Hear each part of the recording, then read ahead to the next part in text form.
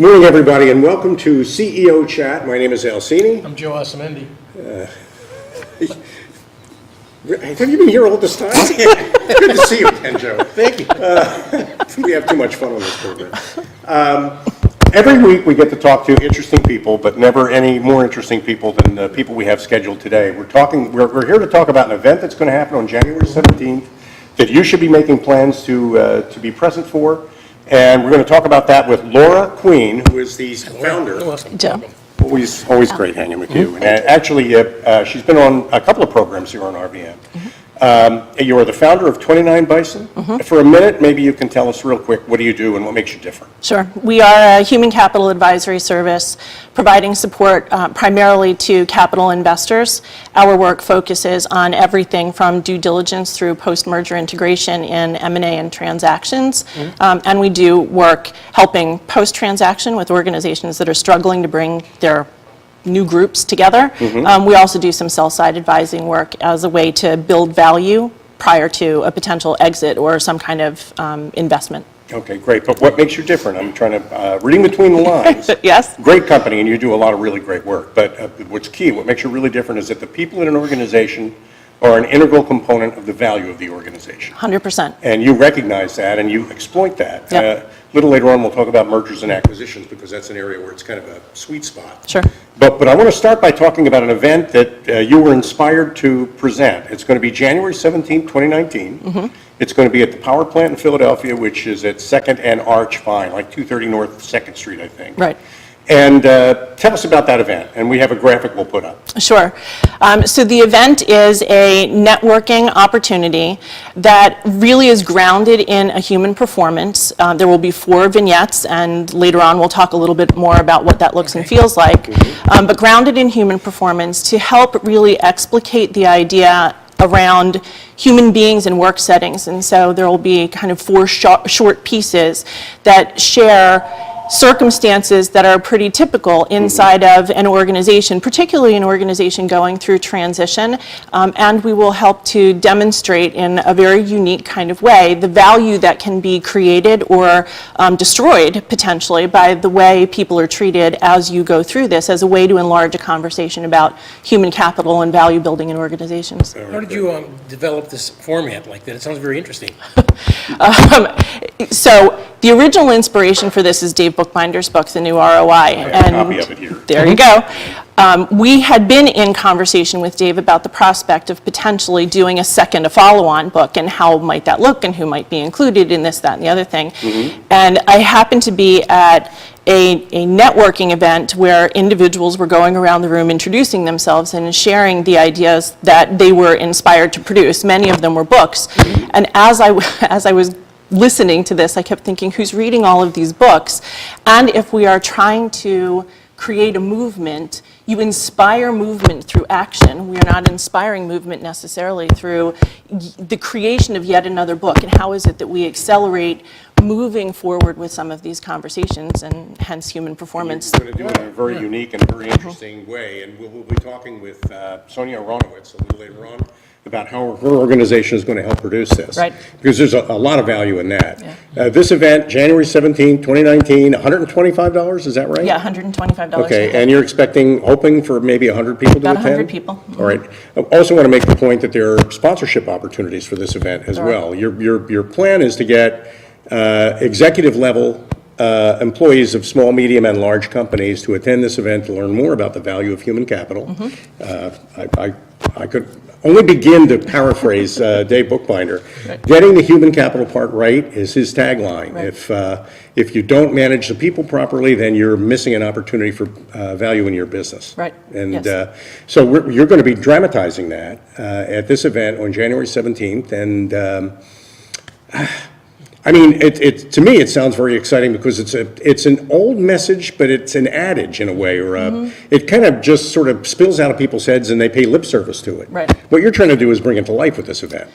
Yeah, and I think what we're trying to do predominantly is to energize and enliven a conversation around what I perceive to be an incomplete calculus around how human capital is factored into the financial equation of organizations.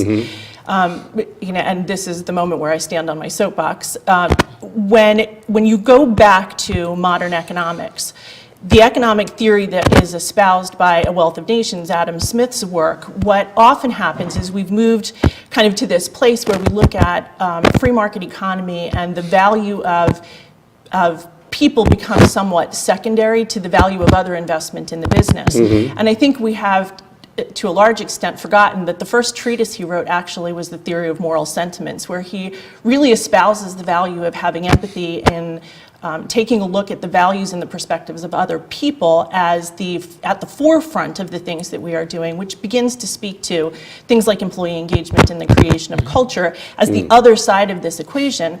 But yet we haven't created really good economic formula for this, and so it's a harder thing for us to be able to grapple with inside of the business environment. Yeah, but a specialist like 29 Bison, we're going to take a break. When we come back after this break, though, let's talk a little bit about mergers and acquisitions and how, if you take this calculus into account, you get a better outcome. Sure.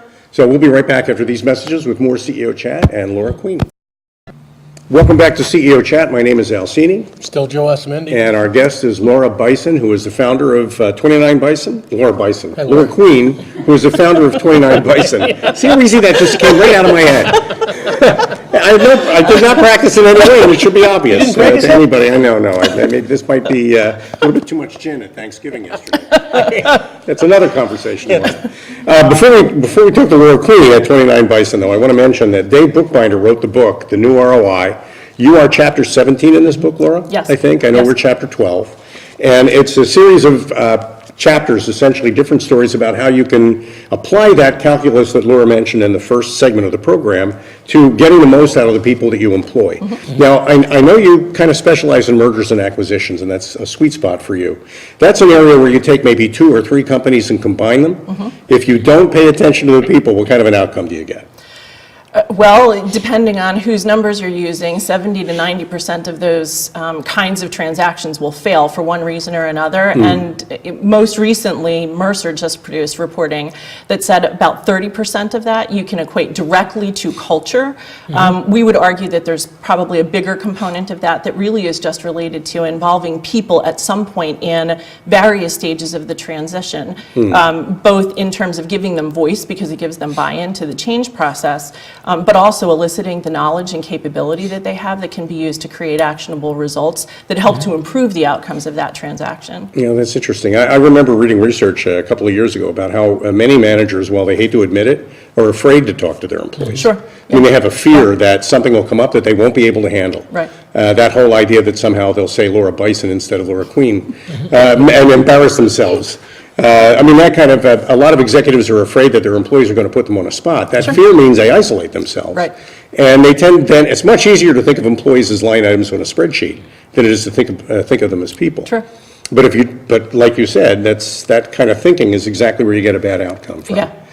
So when 29 Bison takes on a merger and acquisition project, where do you start that process of making sure that people stay involved? Well, our preference is to start it in the due diligence or the pre-due diligence phase. To the extent that the employees are aware that something is happening, our preference is to get in front of as many of the employees as possible and begin the process of hearing what they have to say, sharing the strengths and successes, their experiences of the organization, so that we can do things like preserve culture, where there are elements of the culture that are really important, and we can elicit their support in creating some kind of actionable or measurable pieces of information that can be utilized to benefit the organization as they go through the integration process.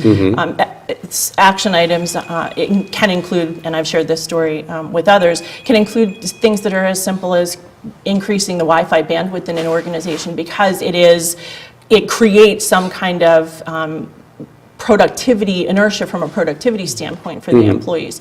And you wouldn't know that unless you were really engaged with the Unless you really employees. talk to them. And also, you could kind of quell some of the rumors and everything that goes on before. 100%. And so to the point that you were making, Al, I think it's really interesting that leaders tend to shy away from the conversation with employees. The employees expect that you won't know all of the answers. What they want is for you to say, I don't don't have know. all Right. of the I don't- but answers. I'll- Let's work together to find a way to give you the information that's necessary and to be transparent and forthright about that, and to share to some degree in the insecurity that they're all going through as they move through this process.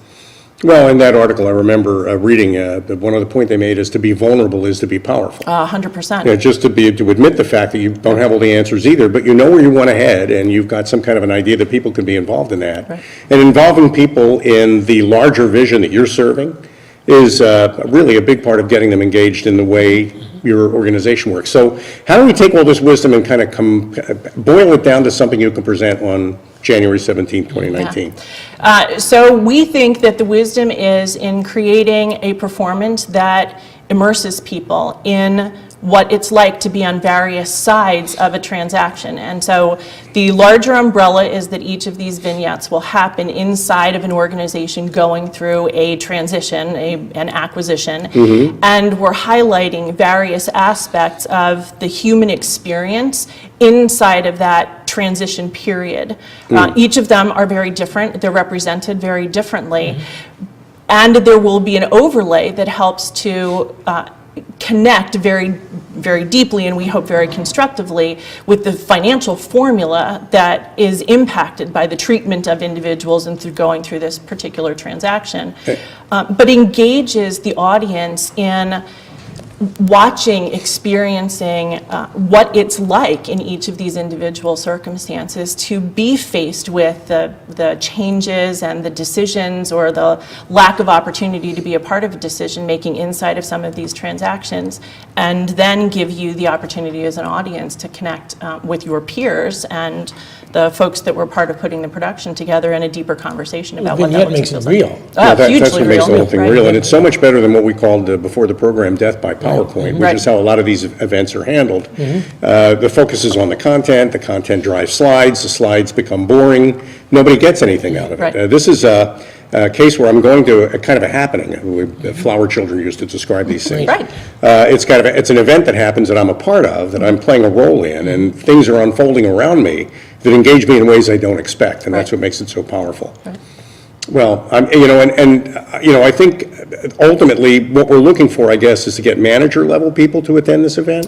Yeah, our preference in this particular circumstance, it's the very first time we're doing this, is to engage senior leaders in organizations in the Philadelphia area as a part of this conversation across various functional spectrums in organizations who really have an interest in understanding how it is in any circumstance we happen to use the container of a merger and acquisition in this particular situation, but really in any circumstance, how the decisions you make about people inside of your business impact the outcomes of your business, and to really draw you into what that conversation looks and feels like as a way to begin creating a movement toward a more holistic viewpoint or perspective about the decisions that are being made and the way we enact some of those decisions inside of our work environments. No, that's key. So people can learn a little bit about how you can have a meeting without having an agenda, without knowing exactly where it's going to go, where you ask people for their ideas and give them an opportunity to share their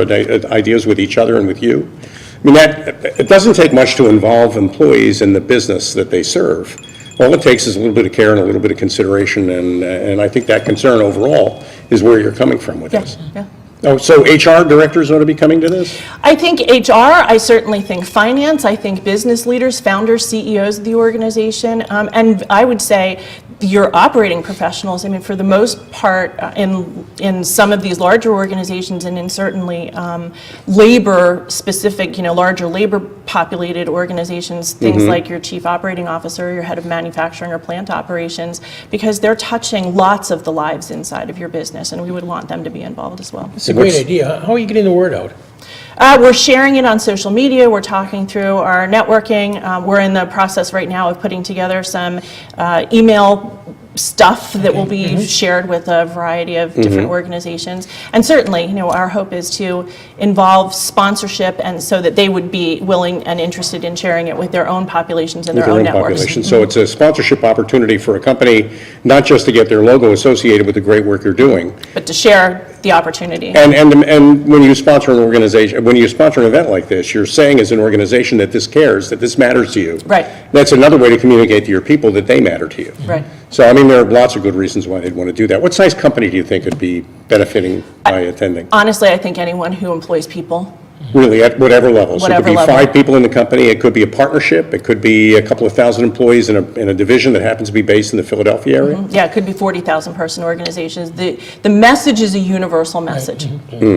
No, that's exciting. And we're going to take a break. When we come back after this break, we're going to bring on Sonya Aronowitz. We're going to talk about how we're staging this event and what people can expect by attending. Excellent. And we'll be right back with more CEO Chat and Laura Queen after these messages. Back to CEO Chat. My name is Al Cini. I'm Joe Asamendi. And we're joined by 2 terrific guests. We've just added Sonya Aronowitz, who is here with Laura Queen, talking about this event that's happening on January 17th. To recap, January 17th, Philadelphia, $125 a person, based on a lot of the wisdom that's found in this book, The New ROI, which is that calculus that you mentioned, taking into account the importance of people in an organization is a direct determinant of the value of the organization. Right. That's key. Now, in order to bring this message home, you've got to do some creative things. You can't just spray images on a wall and expect that to stick inside people's heads. So what can people expect from this event if they come on January 17th? Go ahead. Okay.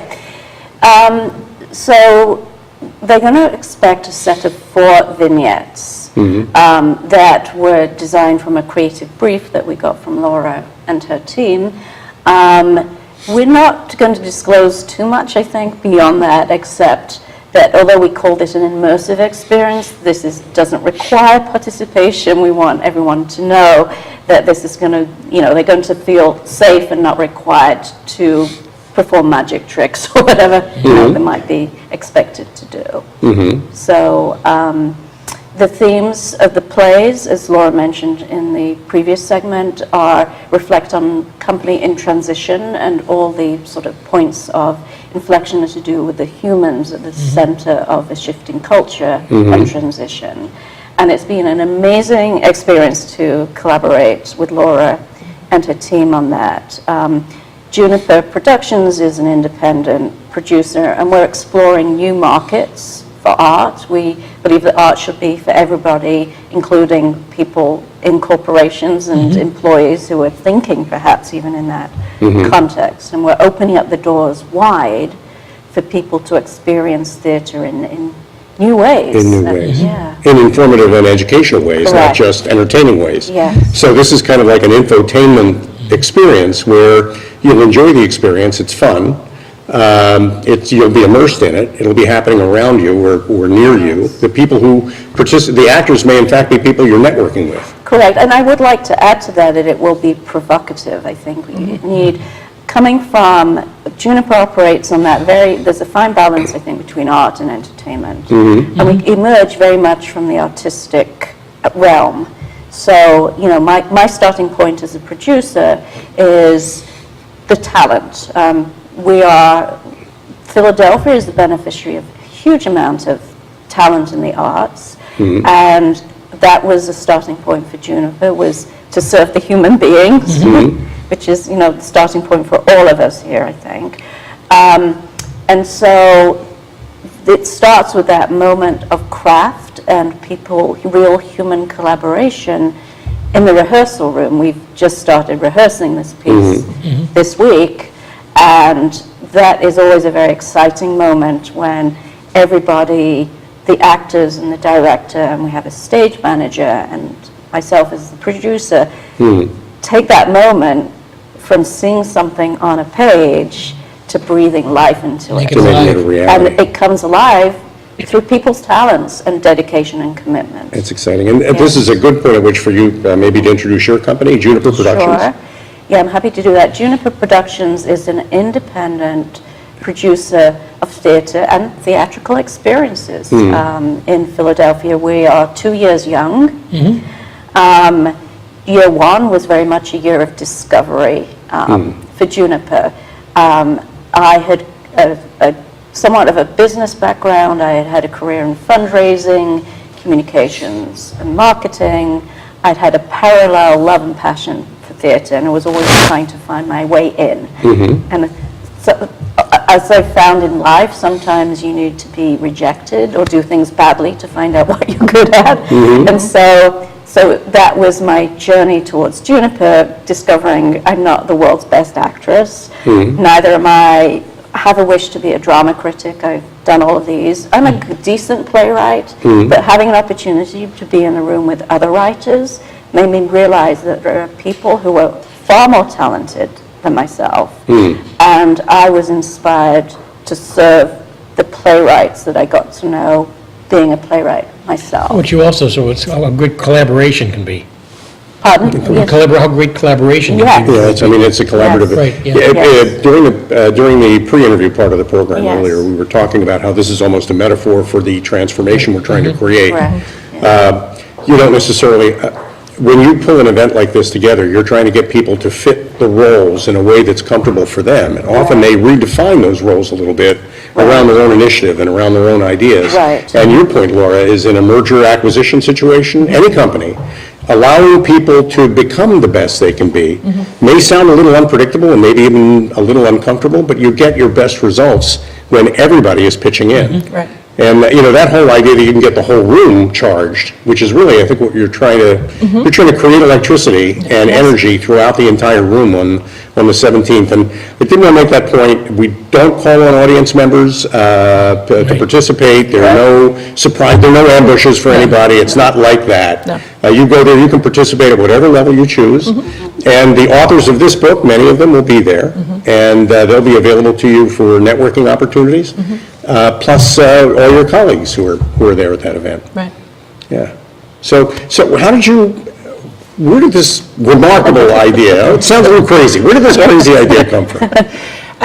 It came actually out of an opportunity that Sonya and I independently took upon ourselves to participate in. It was a women's executive networking event sponsored in January of last year, and we happened to be seated next to each other. And as we learned a bit about each other and we went through the experience, I was kind of inspired to do something different with this body of work. I walked away from it thinking writing a book probably wasn't necessarily the best right way to move forward with bringing some of this work to the community we hope to inspire with it. And I reached out to another one of our production collaborators, Mayor Rosenbaum, and I said, maybe there's an opportunity to do something like Theater in the Round or what have you. Sonya was producing her signature cocktail plays. We then attended the cocktail plays and came out of it just enraptured. I mean, I think there was this sort of electric moment of realization that if we could inspire a really deep and meaningful collaboration around this and put the right brains and kind of creative energy to the forefront in this, maybe there was a way for us to do something different and bring this work literally to life in a way that is neither a book nor a PowerPoint. And totally unique and very engaging. And you've had a couple of table reads and some rehearsals. How do you feel it's shaping up? Well, I was at the very first rehearsal this week, and as I said, what excites me is the growth of the piece through human talent and commitment. This is going to change over the time. I also really want to give a shout out to the woman who's directing it. I would say that directors of theatre are not visible, but their work is everything to a production. I compare it to the orchestra conductor who is very visible and receives all the applause. As a playwright, I've had the same short play produced twice, and they felt different plays because of the director. So, I just wanted to take that moment so that almost that less visible part of putting a production on Is where a lot of the magic is. is almost like, I wouldn't say the leadership, the director, and what a director brings to the rehearsal room is very important to how the whole team feels. Obviously the actors, first and foremost. You can have a collaborative approach. There's a lot that, as I'm even talking, I think, that can flow between business and leadership best practices and what happens in a rehearsal room between the director and the actors to get the best out of the to get the team. best Yes. result, and that really, I mean, Yeah. that metaphor, I think, pervades this whole, that's what makes, to me anyway, Yeah. that's what makes the whole idea so intriguing, and I think, I'm very much looking forward to it. We're coming up on the end of our program, but really quickly, you did mention before the program you have business background. Yes. So you're not totally uncomfortable talking to people about things that happen inside companies. Actually, I love this the most because I think there are very few arts people who are on that very important intersection of arts and business. And we can find this place where we can start to speak the same language when I talk about, well, the director in the rehearsal room is the leader, is that sort of, can be that visionary, and how that practice of creating theater with very human and vulnerable Right. performance is, it has its equivalence in the business arena. Right. And you know, this is just a thought that's really taking shape as I'm talking. But things like that, and I think being aware of it because I have a business background makes me more open to seeing that sort of culture and that sort of organizational That's structure important. and leadership. There could be people Yes. out there watching this interview now who might want to meet you at this event. You'll be there. Of course. Because they may have ideas for events of their own that they're planning in the Right. future, and this is a chance for them to get to see what the work looks like. Exactly. We're at that part of our program where you get to tell everybody how to reach you to get a ticket. I mean, we're looking for people to sponsor the event. We're looking for people to attend the event. $125, January 17th, Power Plant in Philadelphia, 2nd and Vine, Yes. about that neighborhood. 6 p.m. to 9 6 p.m., 6 p.m. to 9 p.m., food and cocktails. Food and cocktails. As well as these 4 cocktail plays, which are, Yes. sounds wonderful. Go ahead and tell everybody, Laura, how to reach you Sure. and so that they can get a ticket. So they can reach out to either one of us if they have any interest, reaching out to us directly, either info@29bison.com or laura.queen@29bison.com, and we will have the Eventbrite page up shortly. So Great. probably by the end of next week, so I had to think what day today was, probably by the end of next week we'll have that up. Terrific. Great. Yes, and if anyone would like to reach me, my email is sonya@juniper.agency. It's probably the best way to Yeah, reach me. it's terrific, great.